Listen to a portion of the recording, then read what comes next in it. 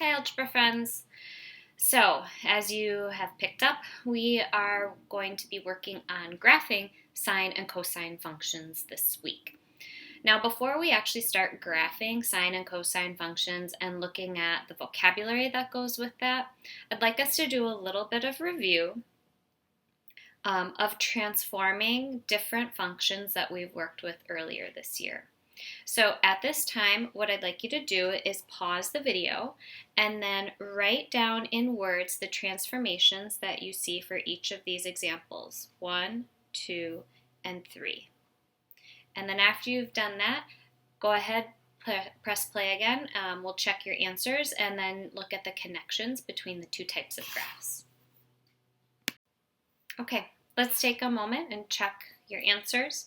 Number 1, we see a vertical stretch of 2 and a shift left 3. Remember, our horizontal shifts are always the opposite of what we see here. So we see a positive 3, but that means left 3.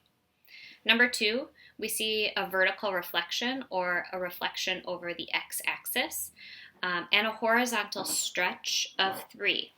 Remember, these horizontal stretches and compressions, we see the reciprocal, and the reciprocal of 1/3 is 3. So we have a stretch of 3.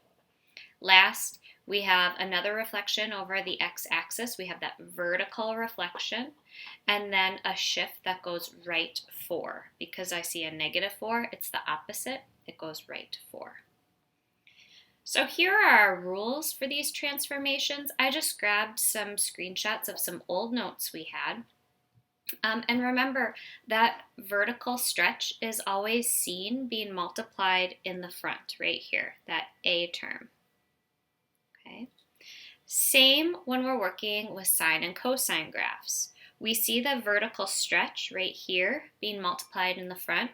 We just use a different name for it. Instead of calling it a vertical stretch, we call it the amplitude.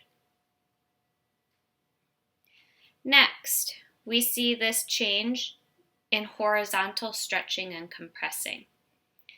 We see that again in that letter B inside the function, and that is going to compress or stretch our function horizontally. And again, we can't take it what it's worth. Just like before, we had to use the reciprocal. In this case, we're not going to use the reciprocal, but we're going to use 2 pi over that b value to give us what we call the period of our graph. That is how frequently it repeats its cycle. Now I realize I'm using some words right now, like period and cycle, and we will define those on the next screen. It looks like you got a quick cameo from my buddy Marshall here. All right, next we have the phase shift. That's your horizontal translation, left and right. We see it being added to or subtracted from the x value inside the parentheses, just like before. And last, we have our vertical shift.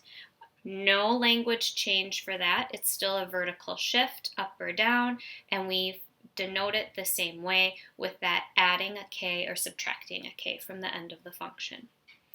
So, although our vocabulary is changing a little bit, these transformations are still following the rules that we've been learning since what? September, October. Okay, so here's some of that vocabulary I was using. First is a periodic function. It's a function that repeats in exactly regular intervals, and we call these intervals periods. So I'm going to draw just a little sketch here of what a sine or cosine wave looks like. And it's periodic because it keeps repeating in that same exact pattern. Okay. The period then, okay, could go from top to top. It's this distance right here. And this distance is the cycle, the repeating part, the interval of a periodic graph or function.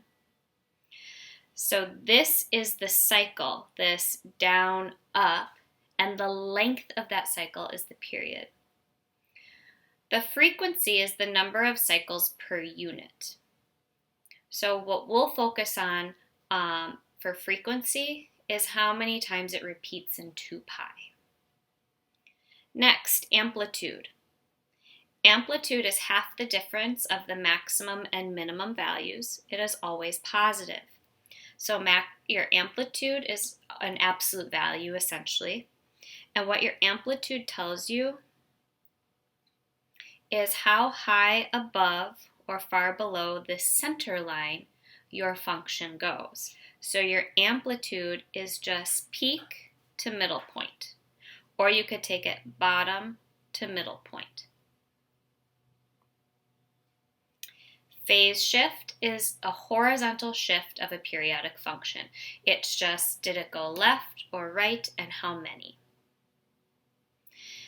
I would suggest pausing the video at this point and making sure you have these notes written down. I think it'll help you as we move on and start drawing these graphs and labeling them.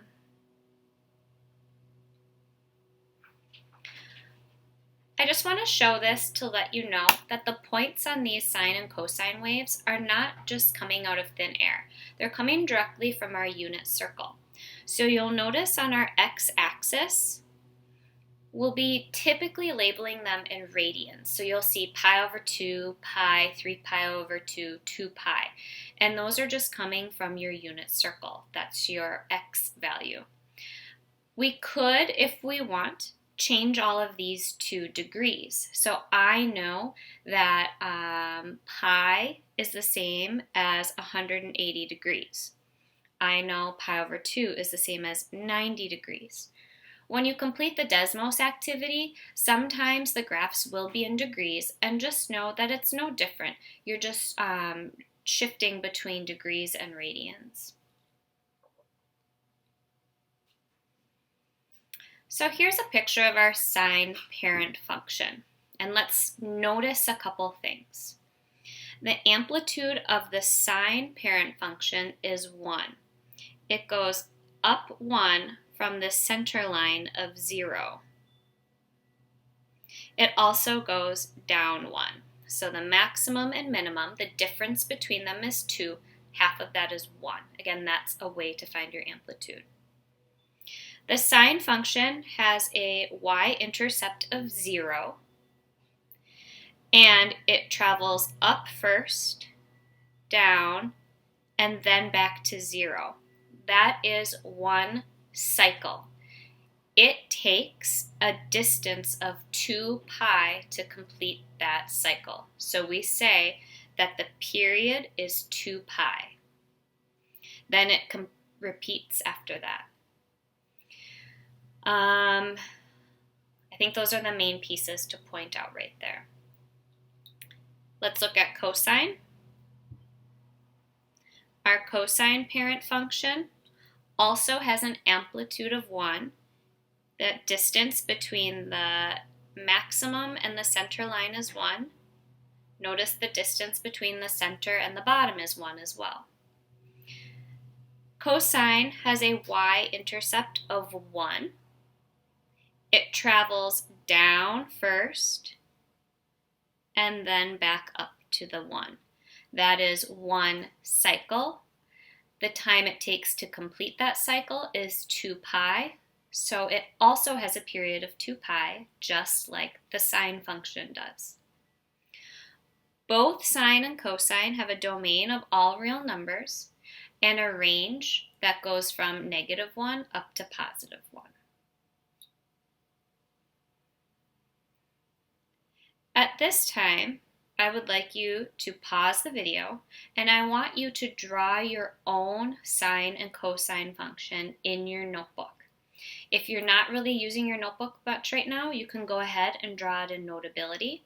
I also have in Schoology some PDFs of some graph paper that looks like this. So if you've been the person who's been liking to print things out and do it by hand, you could also do that. But these two graphs of your parent functions should be handy for all of our examples. And I want you to actually take the time to draw it yourself so that you can practice identifying those maximums and minimums and where the x-intercept goes, because that's what we're going to have to do every time we translate one of these or transform one of these. All right, So we'll check back in a couple minutes after you've completed your notes of your graph of the sine function and the cosine function.